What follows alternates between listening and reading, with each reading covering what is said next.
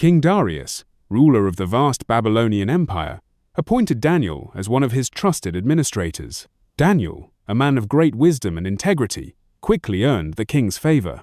He was a faithful servant of God and respected by the people, but this brought jealousy from the other royal officials, who sought to find a way to undermine him.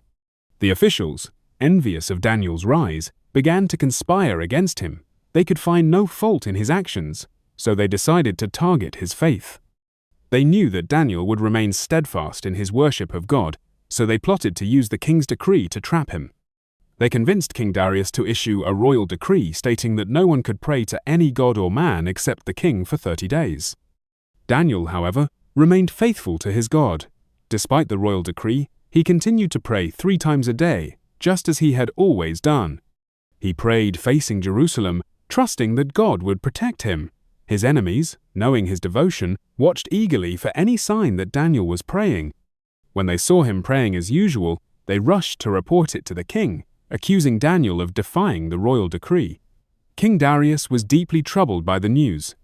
He valued Daniel greatly and did not want to punish him, but he was bound by the law he had signed. The king tried everything he could to save Daniel, but the conspirators insisted on the punishment. That night, King Darius could not sleep. He stayed awake, restless and anxious, troubled by the fate of the man he admired. As the night wore on, the king's heart grew heavier with each passing hour. The next morning, the king reluctantly ordered Daniel to be thrown into the lion's den. With a heavy heart, King Darius said to Daniel, "May your God, whom you serve continually, rescue you."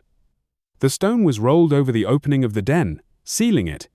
King Darius returned to his palace, unable to shake his worry for Daniel. That night, the king could not find rest. His mind was consumed with thoughts of Daniel. He paced the halls of his palace, unable to sleep, unable to eat. He prayed for Daniel's safety, hoping that his faith in God would deliver him from the lions.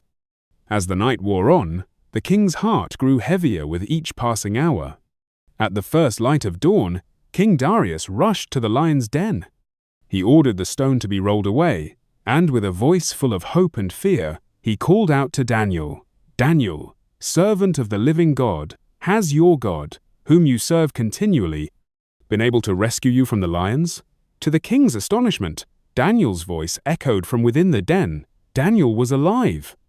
He explained that God had sent an angel to shut the mouths of the lions, and he was unharmed. King Darius rejoiced, his heart overflowing with relief and joy. God had delivered Daniel just as Daniel had trusted in him. The king, in his joy, commanded that Daniel be lifted from the den. When Daniel emerged, he was unharmed, and the king ordered that no harm had come to him. Daniel's faith had saved him, and the king's heart was full of gratitude to God. In a swift act of justice, King Darius commanded that the royal officials who had conspired against Daniel be thrown into the same den. Before they even reached the bottom, the lions overpowered them. The king's justice was quick, and the evil men who had plotted against Daniel met their end. King Darius, in awe of God's power and Daniel's unwavering faith, issued a new decree. From that day forward, all people in his kingdom were to fear and respect the God of Daniel. Daniel's God was the true God, who had delivered him from the lion's den, and the king made sure everyone knew it. Daniel continued to prosper under the reign of King Darius, and his influence grew. He was honored and respected by all. His faith in God had not only saved him, but had also changed the heart of a king. The people of the kingdom recognized the power of God, and Daniel's story became a testimony of God's faithfulness, showing that God's protection is sure for those who remain faithful to him.